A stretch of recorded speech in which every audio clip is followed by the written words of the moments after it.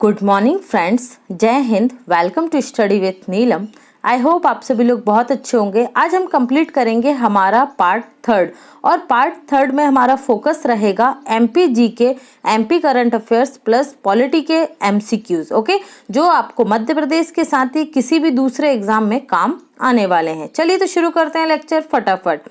पहला क्वेश्चन है हमारा, मध्य प्रदेश का पहला हेरिटेज विलेज निम्नलिखित में से बनाया जाएगा। हेरिटेज विलेज ये हिंदी में भी आ सकता है आपको। मध्य प्रदेश का पहला विरासत गांव, ओके, विरासत गांव कहाँ बनाया जाएगा? तो राइट आंसर होगा यहाँ पर हमारा बी, देवगढ़ छिंदवाड़ा में बनाया जाएगा। अब विरासत शब्द आया है तो याद रखिएगा, विश्व विरासत दिवस कब मनाया जाता है? 18 अप्रैल को मनाया जाता है। इसके साथ ही 18 मई को क्या मनाया जाता है? विश्व संग्रहालय दिवस, वर्ल्ड म्यूजियम डे 18 मई को मनाया जाता है। और विश्व विरासत दिवस जो आएगा तो ये 18 अप्रैल को मनाया जाता है। अब देवगढ़ छिंदवाड़ा में बनेगा मध्य प्रदेश का पहला हेरिटेज विलेज। देवगढ़ छिंदवाड़ा में मध्य प्रदेश का पहला हेरिटेज विलेज विकसित किया जाएगा। छिंदवाड़ा में प्रसिद्ध पातालकोट का क्षेत्र स्थित है, जहां भारिया जनजाति निवास करती है। ओके, और मध्य प्रदेश में भारिया सहारिया ये जो जनजातियां हैं इन्हें विशेष दर्जा दिया गया है। ओके, याद रखेंगे। नेक्स्ट क्वेश्चन है, देश का पहला पुरातत्व पार्क निम्न में से बनाया जा रहा है। तो कहाँ बनाया जा रहा है? देश की बात हो रही है भाई, याद रखिएगा, मध्य प्रदेश की बात नहीं हो रही है। पुरातत्व पार्क कहाँ बनाया जा रहा है? तो राइट आंसर होगा यहाँ पर हमारा संग्रामपुर दमोह। कहाँ बनाया जा रहा है? याद रखिएगा, संग्रामपुर दमोह। ठीक है, कहाँ होगा? संग्राम दमोह में होगा। कैसे होगा? पुरातत्व पार्क बनाकर किया जाएगा। दमोह जिले के संग्रामपुर में देश का पहला पुरातत्व पार्क बनाया जा रहा है। इस पुरातत्व पार्क के अंतर्गत पुरातत्व से संबंधित विभिन्न वस्तुओं को प्रदर्शित किया जाएगा। नेक्स्ट क्वेश्चन, मार्च 2021 में मध्य प्रदेश विधानसभा द्वारा किस जिले का नाम बदलकर नर्मदापुरम किया गया है? इसकी घोषणा पूर्व में ही की जा चुकी थी, फिर इसे इम्प्लीमेंट किया गया है। ओके, तो राइट आंसर होगा होशंगाबाद। होशंगाबाद का नाम बदलकर क्या कर दिया गया? नर्मदापुरम कर दिया गया। मार्च 2021 में प्रदेश के मुख्यमंत्री शिवराज सिंह चौहान के द्वारा होशंगाबाद का नाम बदलकर नर्मदापुरम किया गया है। संभाग का नाम पूर्व में ही नर्मदापुरम किया जा चुका है। होशंगाबाद की स्थापना होशंग शाह के द्वारा करवाई गई थी। स्वच्छता सर्वेक्षण रिपोर्ट के अनुसार इंदौर क्रमशः कितनी बार सफाई में अव्वल रहा है? तो याद रखिएगा, राइट आंसर होगा यहाँ पर हमारा बी, 5th टाइम। ओके, 5 बार ये टॉप पर रहा है इंदौर। स्वच्छता सर्वेक्षण 2021 के अनुसार इंदौर लगातार 5वें वर्ष देश में स्वच्छता के मामले में शीर्ष पर रहा है। दूसरा और तीसरा स्थान क्रमशः गुजरात के सूरत और कर्नाटक के विजयवाड़ा का रहा है। स्वच्छता सर्वेक्षण शहरी और आवासीय मामलों के मंत्रालय द्वारा जारी किया जाता है। ये मोस्ट इंपॉर्टेंट पॉइंट है। ओके, मोस्टली बच्चे से लगाकर आएंगे कि नीति आयोग द्वारा जारी किया जाता है, लेकिन राइट आंसर क्या होगा?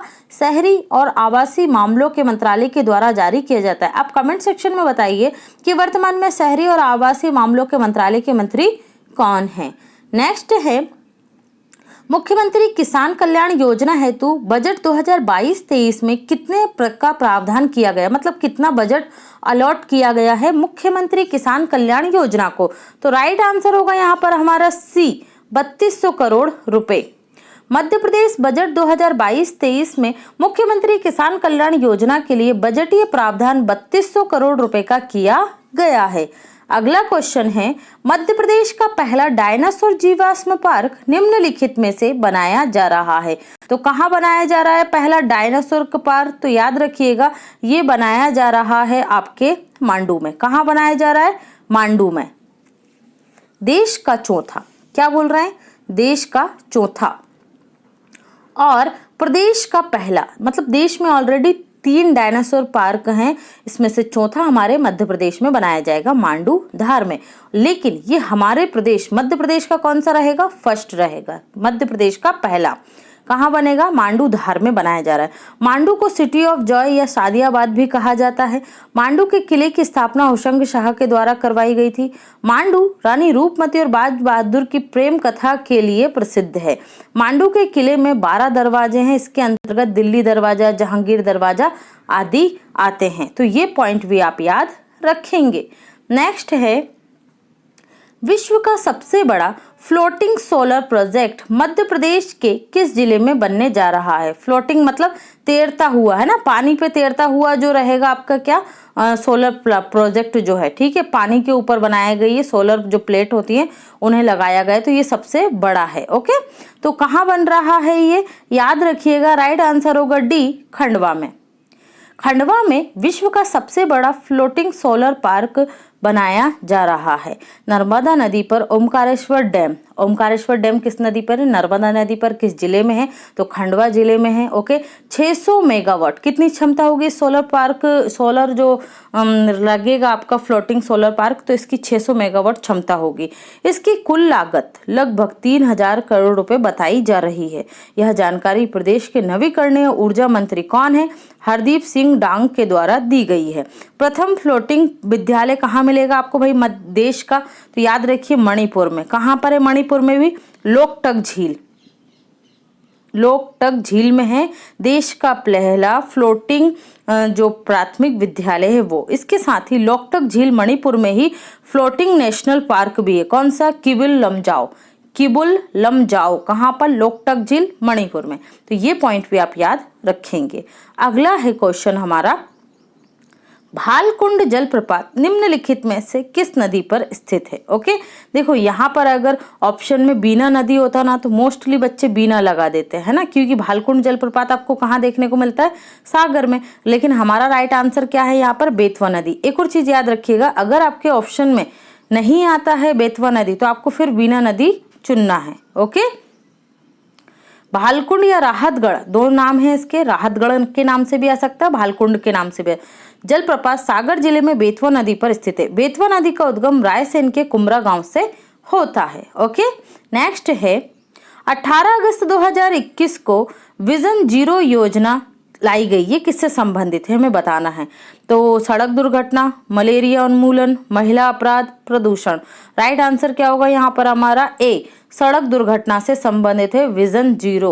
ओके, सड़क दुर्घटनाओं में होती वृद्धि को कम करने के लिए मध्य प्रदेश सरकार के द्वारा 18 अगस्त 2021 को विजन जीरो योजना लॉन्च की गई। इसमें सड़क दुर्घटनाओं को कम करने के प्रयास किए जाएंगे, लोगों को जागरूक किया जाएगा सड़क सुरक्षा की दृष्टि से। अगला पॉइंट है हमारा, अगला क्वेश्चन है, मध्य प्रदेश राज्य शासन के आदिम जाति कल्याण विभाग का नाम बदलकर क्या किया गया है?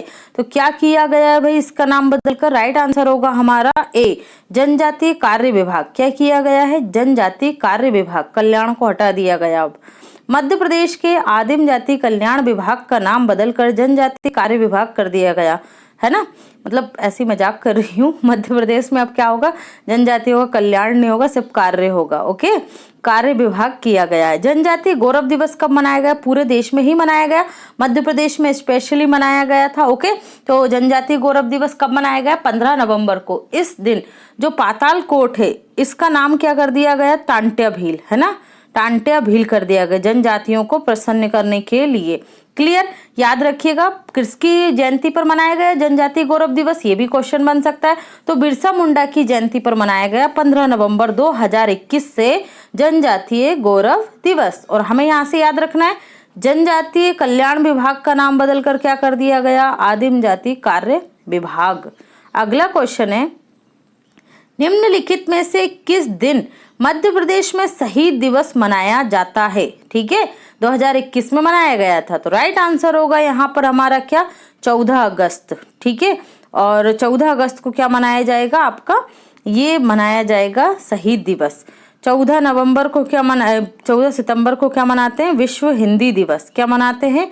विश्व हिंदी दिवस मनाते हैं। मुख्यमंत्री शिवराज सिंह चौहान के द्वारा 8 अगस्त 2018 को यह घोषणा की गई थी कि स्वतंत्रता दिवस के एक दिन पूर्व मतलब 14 अगस्त को प्रदेश में शहीद दिवस मनाया जाएगा शहीदों के सम्मान में, तथा प्रदेश के सभी शहीदों के परिवारों को सम्मानित किया जाएगा। और जिस गाँव से, जिस क्षेत्र से जो शहीद हुए हैं तो उस गाँव, उस शहर, उस सिटी में भी क्या किया जाएगा? इसे सेलिब्रेट किया जाएगा उन्हीं शहीदों के नाम से। ओके, नेक्स्ट है क्वेश्चन, नीति आयोग द्वारा जारी किए जाने वाले निर्यात तत्परता सूचकांक एक्सपोर्ट प्रिपेयर्डनेस इंडेक्स में मध्य प्रदेश का स्थान क्या रहा है। देखो, कल जो लेक्चर आया था उसमें मैंने आपको एक और पूछा था नीति आयोग का फुल फॉर्म क्या होता है भाई। तो फुल फॉर्म होता है national institute of transforming India. इन्होंने कौन सा सूचकांक जारी किया था? राज्य स्वास्थ्य सूचकांक। ओके, राज्य स्वास्थ्य सूचकांक 2021 में टॉप पर कौन रहा था? केरल रहा था। क्लियर। तो अब आप दूसरा सूचकांक देख रहे हैं, निर्यात तत्परता सूचकांक एक्सपोर्ट प्रिपेयर्डनेस इंडेक्स में किसकी बात पूछ रहे हैं? मध्य प्रदेश की।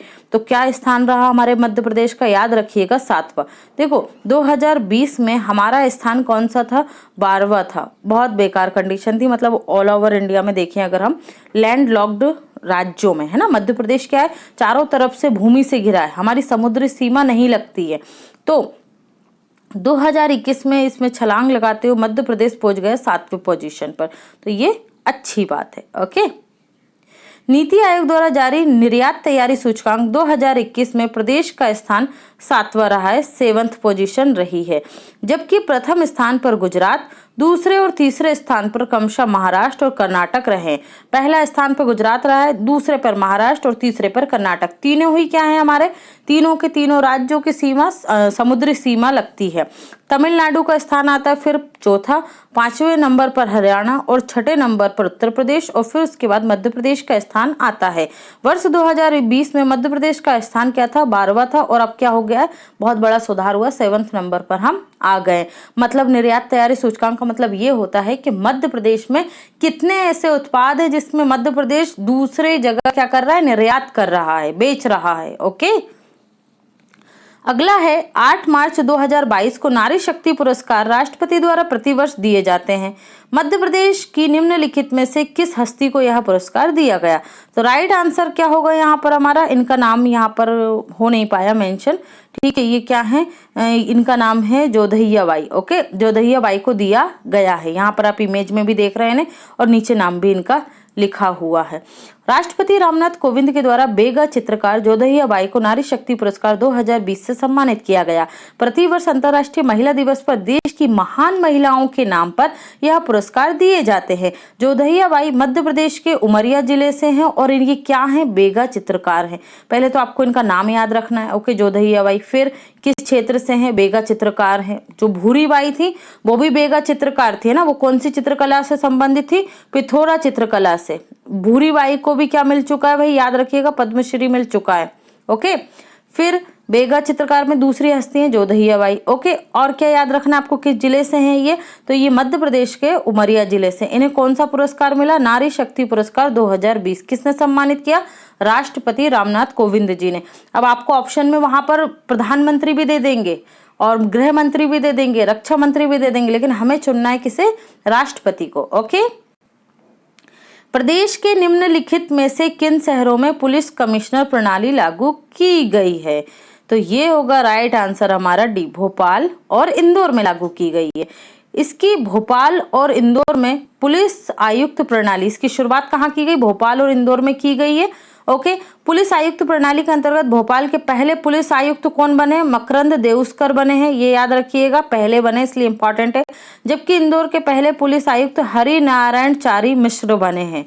पुलिस आयुक्त प्रणाली के अंतर्गत प्रतिबंधात्मक कार्यवाही के मामलों में मजिस्ट्रेट के अधिकार डीसीपी और एसीपी के पास आ जाते हैं। ये होती है क्या? आपकी पुलिस आयुक्त प्रणाली। तो याद रखिएगा क्या होती है, आपको पता होना चाहिए। ओके, सिर्फ रट्टा नहीं माना, थोड़ा समझने की कोशिश किया कीजिए। इसमें क्या होगा? जो पुलिस आयुक्त प्रणाली में जो डीएसपी होता है, एएसपी होता है, इनके पास आ जाते हैं आर्म्स, जो लाइसेंस वगैरह होते हैं, बिल्डिंग परमिशन और आबकारी से संबंधित एनओसी। ओके, जो रहेगी वो जारी करने का अधिकार भी पुलिस आयुक्त प्रणाली में इनके पास आ जाता है। तो याद रखिएगा भोपाल इंदौर, और दोनों ही जगह दोनों जिलों के पहले पहले पुलिस आयुक्त आपको याद रखना। भोपाल के कौन है? मकरंद देउस्कर, और इंदौर के कौन है? हरि नारायण चारी मिश्र हैं। ओके, नेक्स्ट क्वेश्चन देखते हैं। केंद्र शासित प्रदेश के प्रशासन के लिए अनुदान कौन है जिनकी अपनी निर्वाचित विधानसभा नहीं है? ओके, देखो यहाँ पर है पॉलिटी का क्वेश्चन, आपको समझना होगा। अनुदान का मतलब यहाँ पर हो रहा है कि केंद्र शासित प्रदेश के प्रशासन के लिए कौन जिम्मेदार होता है जिसकी अपनी निर्वाचित विधानसभा नहीं होती, मतलब वो किसी क्षेत्र से विधायक बन के नहीं आता है ना, नहीं चुना जाता है। कहाँ बात हो रही है? यूनियन टेरिटरी की। वर्तमान में हमारे राज्य कितने? 29 और यूटी कितनी है? केंद्र शासित प्रदेश कितने? 8। ओके, अब देखो यहाँ पर सीधी सी बात है, कौन देखता है प्रशासन? जम्मू कश्मीर में विधानसभा नहीं है अभी। ओके, राज्यपाल शासन लगा हुआ है। पांडिचेरी और दिल्ली को छोड़ दे अगर हम, दिल्ली और पांडिचेरी इन दोनों जगह पर अपनी अपनी विधानसभा है। फिर अगर आप दमन द्वीप को देखें, दादर नागर हवेली, अंडमान निकोबार, तो यहाँ पर क्या होते हैं? प्रशासक होते हैं या उपराज्यपाल होते हैं, तो इनकी विधानसभा नहीं होती, तो यही तो देखते हैं वहां का प्रशासन। तो राइट आंसर क्या होगा हमारा? ए होगा। ओके, याद रखिएगा, राष्ट्रपति मत लगाइएगा। राष्ट्रपति क्या करता है? प्रशासन नहीं देखता, प्रशासन देखने के लिए इन्हें अपॉइंट करता है। कमेंट सेक्शन में बताइए कि दिल्ली के नए उपराज्यपाल कौन बने हैं भाई अभी। ओके, अनिल बैजल ने इस्तीफा दे दिया था, उसके बाद नए राज्यपाल ने शपथ ले लिए, नए उपराज्यपाल ने दिल्ली के, लेफ्टिनेंट जनरल। बताइएगा क्या नाम है उनका। सुप्रीम कोर्ट ने LGBTQ समुदाय के पक्ष में आईपीसी की किस धारा को खत्म कर दिया? आईपीसी की जिस धारा को खत्म किया गया है उसका राइट आंसर होगा ए। धारा 377 में जो होमोसेक्सुअल मतलब जो लड़के लड़के हैं, लड़कियां लड़कियां हैं, ठीक है, ये इनके बीच में जो रिलेशन होता था उसे क्या कहा जाता? दंडात्मक था वो, ठीक है, कानून के अनुसार। किस धारा के अनुसार दंडात्मक था? 377 के अकॉर्डिंग। तो सुप्रीम कोर्ट ने क्या किया? इस धारा को ही खत्म कर दिया। किस समुदाय के पक्ष में? LGBTQ की पक्ष में। ओके, याद रखिएगा धारा 77। प्रशासनिक जवाबदेही को लागू करने के लिए कार्यकारी नियंत्रण का कौन सा उपकरण है? अब भाई देखो, प्रशासनिक जवाबदेही मतलब जो अधिकारी होते हैं, IAS officer, IPS officer, state service के जो ऑफिसर होते हैं, उनकी जवाबदेही लागू करने के लिए कार्यकारी नियंत्रण क्या होता है? ठीक है, तो प्रादेश या रिट्स होती है? नहीं होती है। लेखा परीक्षा, दबाव समूह, नियुक्ति और निष्कासन। तो हमारा राइट आंसर होगा यहाँ पर डी, नियुक्ति और निष्कासन। क्या होता है, अभी आपने देखा होगा दिल्ली में जो त्यागराज स्टेडियम है उसमें IAS जो दंपत्ति थे, ये अपने डॉगी को क्या कर रहे थे भाई? घुमा रहे थे उस ट्रैक पर, है ना। तो इनको क्या किया गया? एक हस्बैंड को भेज दिया गया लद्दाख और वाइफ को भेज दिया गया कहाँ? आपके अरुणाचल प्रदेश, है ना। तो ये क्या हुआ? इनकी नियुक्ति जो थी, क्या प्रशासनिक जवाबदेही जो थी इन्हें निश्चित करने के लिए इनकी नियुक्ति दूसरे क्षेत्र में कर दी जाती है, या फिर इन्हें क्या कर दिया जाता है? निष्कासन, सस्पेंड कर दिया जाता है, कुछ समय के लिए छुट्टी पे भेज दिया जाता है। हालांकि इस मामले की बहुत ज्यादा आलोचना हो रही है कि लद्दाख और अरुणाचल प्रदेश को सरकार क्या देखती है? सजा के रूप में देखती है, इसलिए ऐसी जगह पर इन IAS दंपत्ति की नियुक्ति कर दी गई है ना। चलो वो तो बात का मामला है, अभी आप याद रखो इसका आंसर क्या होगा? नियुक्ति और निष्कासन होता है प्रशासनिक जवाबदेही को लागू करने के लिए। क्लियर। नेक्स्ट क्वेश्चन है, हमारे संविधान के अनुसार हमारे देश निम्नलिखित में से क्या है? तो आपको बताना है, एक धार्मिक राज्य है, एक धर्मनिरपेक्ष राज्य है, एक पूंजीवादी राज्य है, एक बहुसंख्यक राज्य है। तो राइट आंसर क्या होगा यहाँ पर हमारा भाई? बी होगा। भारत क्या है? एक धर्मनिरपेक्ष राज्य। भारत के संविधान के संशोधन कौन सा? 42वां संविधान संशोधन 1976 के तहत 3 शब्द जोड़े गए थे, समाजवादी, पंथ निरपेक्ष या धर्मनिरपेक्ष और अखंडता। ओके, तो भारत क्या है? एक धर्मनिरपेक्ष राज्य। मतलब क्या होता है धर्मनिरपेक्ष राज्य का? मतलब हमारी सरकार का कोई धर्म नहीं है ना। जिस धर्म के व्यक्ति है वो अपने धर्म को वैसे रेगुलेट करें, उसका निर्माण करें, उसके लिए चंदा इकट्ठा करें, ये सब धर्म विशेष के लोग करेंगे, सरकार इसके लिए कुछ नहीं करेगी। ठीक है, धार्मिक राज्य की अगर बात करें तो आप ऐसे समझ सकते हैं जैसे पाकिस्तान क्या है? एक इस्लामिक कंट्री है ना, उसने अपने आप को क्या घोषित करके रखा है? इस्लामिक देश। इसी तरीके से नेपाल ने खुद को क्या घोषित करके रखा है? हिंदू राष्ट्र। ओके, लेकिन हम नहीं हैं, हम क्या हैं? एक धर्मनिरपेक्ष राज्य जहां सरकार किसी भी धर्म को संरक्षण नहीं देती है। सरकार का धर्म से कोई लेना देना नहीं है। क्लियर। याद रखिएगा, भारत क्या है? एक धर्मनिरपेक्ष राज्य है। कहाँ लिखा है ये? भारत के संविधान की प्रस्तावना में लिखा है। कहाँ लिखा है? प्रस्तावना में। ओके, प्रस्तावना को जो है आपकी संविधान की आत्मा किसने कहा था? तो याद रखिएगा BR अम्बेडकर ने कहा था। अगला क्वेश्चन है, रिट उच्च न्यायालय द्वारा जारी की जाती है जब निचली अदालत ने एक मामले को अपने अधिकार क्षेत्र से परे माना है। देखो क्या होता है, निचली अदालत की बात हो रही है, जैसे उच्च न्यायालय, सुप्रीम कोर्ट और हाई कोर्ट, ये दोनों क्या है? उच्च न्यायालय। हाई कोर्ट के नीचे कौन आती है भाई? जिला अदालत आती है, डिस्ट्रिक्ट कोर्ट आती है। क्लियर। ये कोई ऐसा मामला सुन रही है जो इसके अधिकार क्षेत्र से नहीं है, इसका प्राथमिक अधिकार क्षेत्र नहीं है, तब भी ये मामला सुन रही है और उसमें डिसीजन दे रही है। ठीक है, तो तब हाई कोर्ट कौन सी रिट जारी करेगा इन 5 रिटों में से? निषेध, प्रोहिबिशन, परमादेश, मैंडेमस, अधिकार प्रक्षा, को वारंटो और बंदी प्रत्यक्षीकरण, हैबियस कॉर्पस, उत्प्रेषण लेख, सेडिटरी। तो आपको बताना है कौन सी रिट जारी की जाएगी हाई कोर्ट के द्वारा। ओके, निचली अदालत समझ में आ गया। तो राइट आंसर होगा प्रोहिबिशन, मतलब निषेध है। आप अपने अधिकार क्षेत्र की जो भी कोई मामले सुनने वो सुनिए, आप हाई कोर्ट या सुप्रीम कोर्ट के क्षेत्र को वायलेट नहीं कर सकते हो। तो कौन सी रिट जारी करेगा हाई कोर्ट? निषेधात्मक, कि आप इस मुद्दे पर नहीं सुन सकते। ये प्राथमिक मुद्दा किसका रहेगा? तो ये रहेगा प्राथमिक क्षेत्र अधिकार हाई कोर्ट का। ओके, जैसे दो राज्यों के बीच में किसी क्षेत्र विशेष को लेकर कोई मामला चल रहा है, तो दो राज्यों के बीच में अगर कोई मामला चल रहा है तो वो कहाँ जाएगा? पहले बार में हाई कोर्ट में या फिर सुप्रीम कोर्ट में जाएगा। ओके, दो राज्यों के बीच में कोई मामला है तो कहाँ जाएगा? सुप्रीम कोर्ट में जाएगा। बताइए, वन देश के संविधान में 7वीं अनुसूची के निम्नलिखित में से किस सूची में रखा है? हमारे संविधान में कुल टोटल कितनी है? 12 अनुसूचियां हैं। मूल रूप से कितनी थी? 8 थी, 12 हो गई। ठीक है, अब 12 में से जो हम बात कर रहे हैं किसकी? 7वीं अनुसूची की। 7वीं अनुसूची में 3 सूचियां दी गई हैं। कौन कौन सी?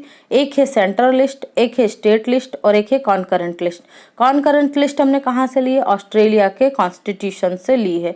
अब यहाँ पर आपसे पूछ रहे हैं कि वन फॉरेस्ट जो है वो 7वीं अनुसूची की किस लिस्ट में आता है? तो राइट आंसर क्या होगा? समवर्ती सूची में आता है। किस में आता है? समवर्ती सूची में, जिसमें केंद्र और राज्य दोनों कानून बना सकते हैं। 42वां संविधान संशोधन 1976 के तहत जो वन है, ठीक है, फॉरेस्ट है, इसे कहाँ रखा गया था? तो इसे रखा गया था राज्य सूची से निकाल के समवर्ती सूची में। तो ये भी आप याद रखिएगा। भारतीय संविधान की अनुसूची 10 का संबंध किससे है? तो राइट आंसर होगा यहाँ पर हमारा बी, दल बदल कानून से है 10वीं अनुसूची का संबंध। 52वां संविधान संशोधन, ये भी याद रखें, 52वां संविधान संशोधन 1985 में हुआ था और इसी संशोधन के तहत संविधान में जोड़ी गई थी 10वीं अनुसूची, जिसमें दल बदल कानून को क्या किया गया था? निषेधात्मक बनाया गया था। ओके, 91वां संविधान संशोधन 2003 यहाँ क्यों डाला गया? ये इसलिए डाला गया है ताकि आप इसे भी याद रखें। इसके तहत प्रधानमंत्री और मुख्यमंत्री 15% से अधिक मंत्री परिषद का गठन नहीं कर सकते। ये भी क्यों किया गया? ये भी दल बदल को रोकने के लिए किया गया। राजनीतिक दल दूसरे दलों के जो नेता हैं, जो सदस्य हैं, उन्हें लालच देकर मंत्री परिषद को बहुत ज्यादा बड़ा ना बना सके। ठीक है, ऐसा ना हो 60 से 70 आपके मंत्री ही हों। ठीक है, इस चीज को कंट्रोल करने के लिए 91वां संविधान संशोधन 2003 किया गया था और उसमें 15% से ज्यादा नहीं होना चाहिए। तो ये भी आप याद रखिएगा। और जन प्रतिनिधि कानून 1951 को भी आप याद रखेंगे। ओके, उसमें भी दल बदल को रोकने के लिए प्रावधान किए गए हैं।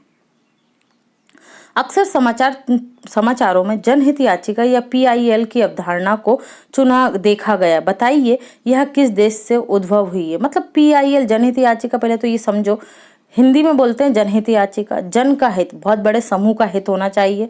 PIL का मतलब होता है इंग्लिश में पब्लिक इंटरेस्ट लिटिगेशन, है ना?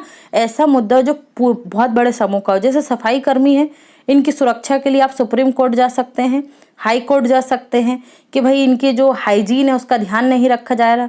अभी हाल ही में सेक्स वर्कर का जो काम है उसे क्या बताया गया है? हाई कोर्ट के द्वारा लीगली बताया गया। तो ये एक समूह है, कोई एक व्यक्ति विशेष नहीं है। ओके, तो इनके इंटरेस्ट में, जब किसी समूह विशेष के इंटरेस्ट में कोई मुद्दा लाया जाता है PIL के तहत, तो वो एक बहुत बड़े समूह के लिए जाना जाता है। ये हमने कहाँ से ली है? तो ये हमने ली है ऑस्ट्रेलिया से। कहाँ से ली है? ऑस्ट्रेलिया से। और भारत में से किसने लेकर आए थे?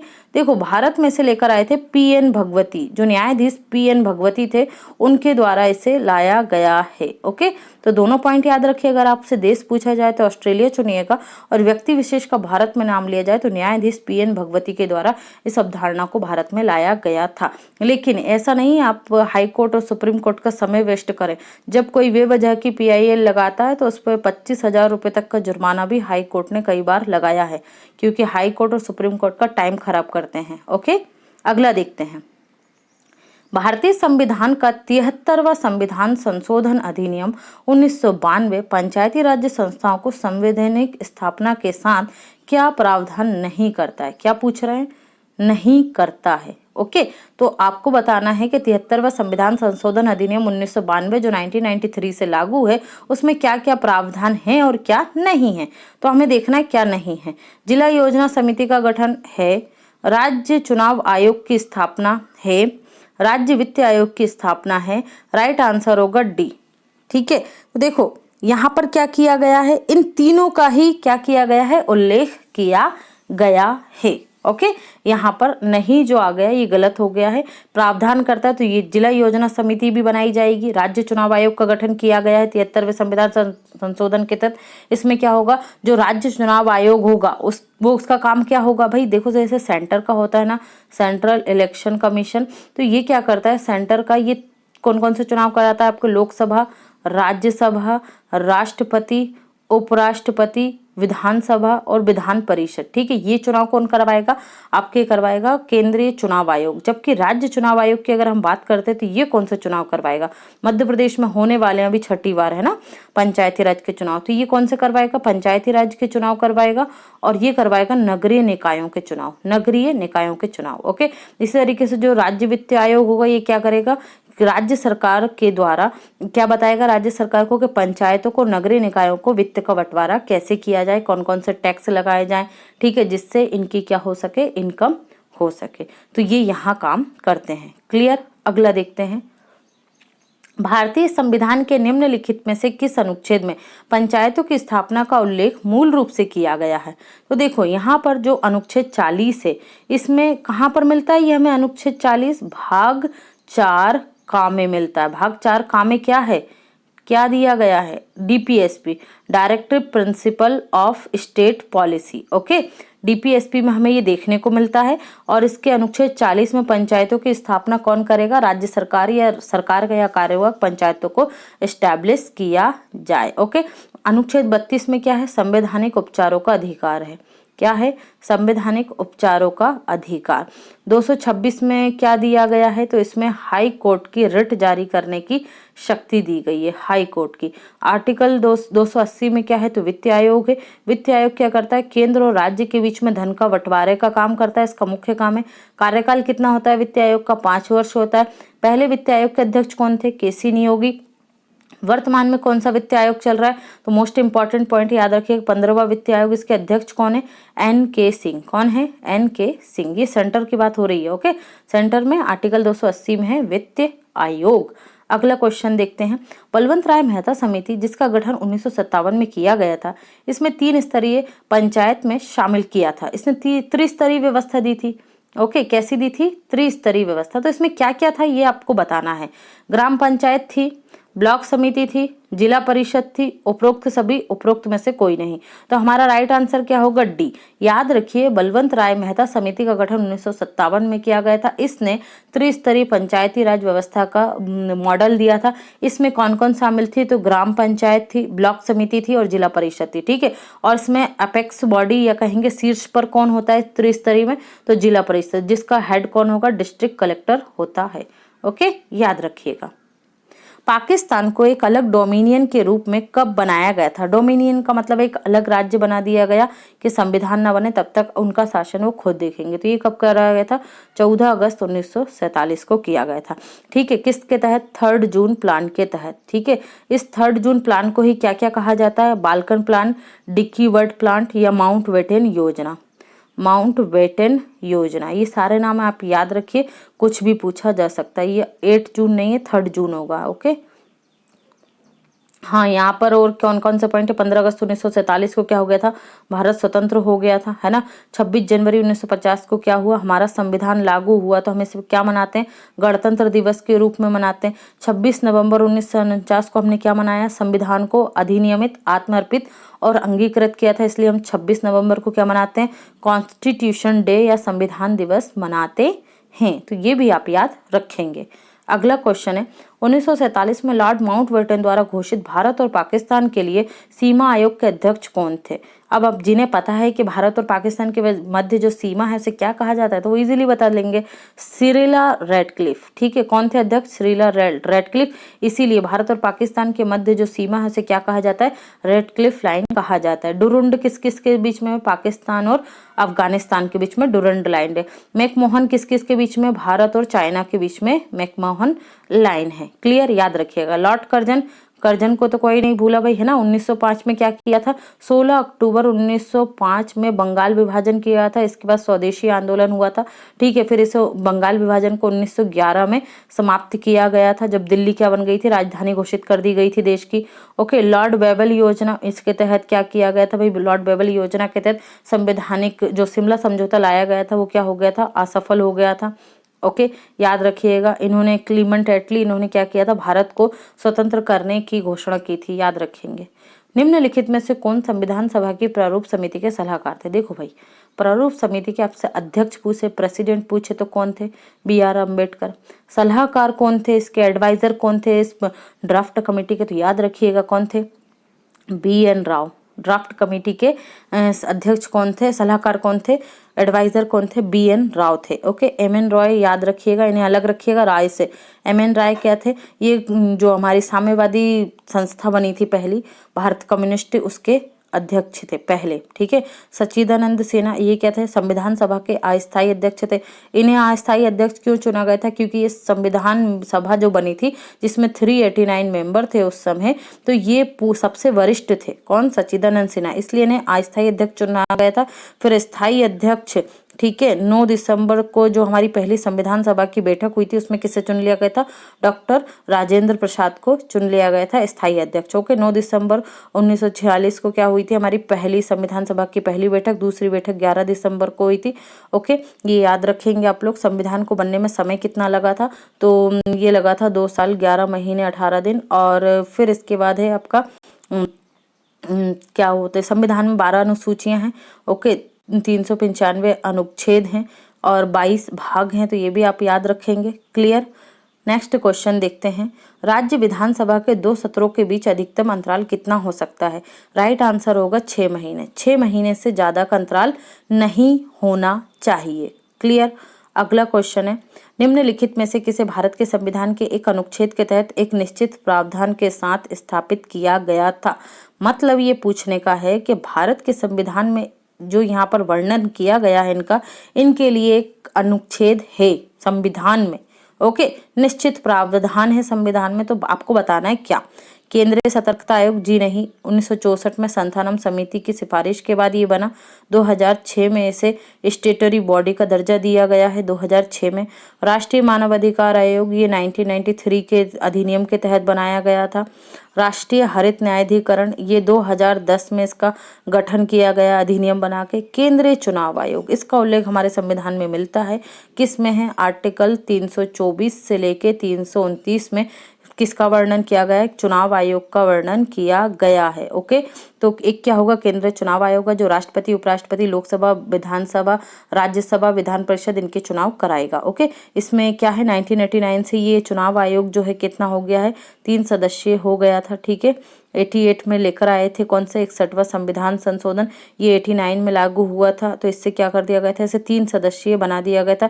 फिर 1992 इसको फिर हटाकर क्या कर दिया गया था, 1 सदस्यीय कर दिया गया था, लेकिन 1992 में दोबारा से इसे 3 सदस्यीय बना दिया गया और अभी तक ये 3 सदस्यीय ही है। पहले चुनाव आयुक्त तो कौन थे हमारे, तो सुकुमार सेन थे। कौन थे, सुकुमार सेन।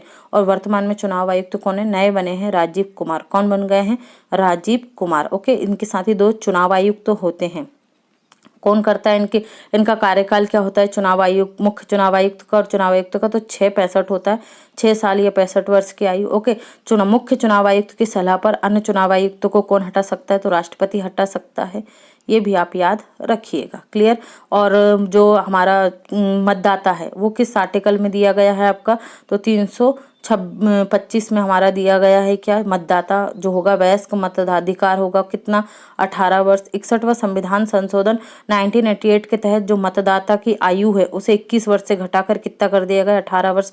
किसके समय, राजीव गांधी के समय किया गया। ओके, और क्या पॉइंट बचे हैं आपके, ठीक है। ओके, याद रखिएगा इतना चुनाव आयोग के बारे में। देश का पहला कानून अधिकारी निम्न में से कौन होता है, पहला कानून अधिकारी देश का, तो याद रखिएगा कौन होता है, महान्यायवादी कौन होता है? महान्यायवादी होता है। किस आर्टिकल के तहत? आर्टिकल 76 के तहत संविधान के अनुच्छेद 76 में इसका उल्लेख किया गया। ये किसके लिए काम करता है? तो ये भारत सरकार के लिए काम करता है। ये लोकसभा राज्यसभा की बैठकों में भाग ले सकता है, ओके, पूरी सभा को सुन सकता है, लेकिन वोटिंग का ऐसे कोई राइट नहीं होता है, ओके। ये किसका वकील कहा जाता है? इसे केंद्र सरकार का वकील कहा जा सकता है। ये अपनी प्राइवेट प्रैक्टिस कर सकता है। इसके पास जो योग्यताएं हैं वो कौन सी होनी चाहिए? तो हाई कोर्ट जो सुप्रीम कोर्ट होता है उसके जज के समान इसके पास योग्यताएं होती हैं, ओके। ये प्राइवेट प्रैक्टिस कर सकता है, लेकिन कोई भी जो और सरकार के विरुद्ध भी कैसे मामले लेगा? ये सिविल, ओके। सरकार के जो फेवर में है वो सिविल मामले लेगा ये। जैसे भाई अभी क्या हुआ था, सीए कानून आया था, है ना, सिटीजन अमेंडमेंट एक्ट। इसमें क्या था, सरकार का पक्ष कौन ने रखा था? तो ये जो आपके महान्यायवादी थे उनके द्वारा रखा गया था। ये प्राइवेट प्रैक्टिस कर सकता है, और लेकिन सरकार के विरुद्ध किसी भी केस में ये उस केस को नहीं लड़ सकता है। तो ये भी आप याद रखेंगे। तो कौन है देश का पहला कानून अधिकारी? महान्यायवादी होता है। इसी तरीके से स्टेट लेवल पर, राज्य स्तर पर कौन होता है? महाधिवक्ता। महाधिवक्ता का आर्टिकल कौन सा होता है? 165, ओके। ये राज्य सरकार की तरफ से हाई कोर्ट में पैरवी करता है। नेक्स्ट है, भारत में खाद्य सुरक्षा का अधिकार किस प्रकार का अधिकार है? मतलब खाने का अधिकार। तो याद रखिएगा ये कैसा अधिकार है आपका? मौलिक अधिकार। किस आर्टिकल के तहत? आर्टिकल 21 के तहत। जीवन की सुरक्षा। भाई आपको खाना नहीं मिलेगा तो आपका जीवन सुरक्षित रहेगा क्या? तो ये किस में आएगा? मौलिक अधिकार में आएगा। खाद्य सुरक्षा अधिनियम 2013 के तहत इसे कानूनी रूप दिया गया है। ओके फ्रेंड्स, तो ये था आज का हमारा लेक्चर। आई होप आपको लेक्चर पसंद आया होगा। पसंद आता है तो दबाकर लाइक कीजिए, शेयर कीजिए, और अगर आप स्टडी विथ नीलम चैनल पे पहली बार आए तो फटाफट से चैनल को सब्सक्राइब कर लीजिए। आप हमें सभी डिफरेंट सोशल मीडिया प्लेटफॉर्म पे फॉलो कर सकते हैं। लिंक आपको डिस्क्रिप्शन बॉक्स में मिल जाएगा। Thanks for watching and take care.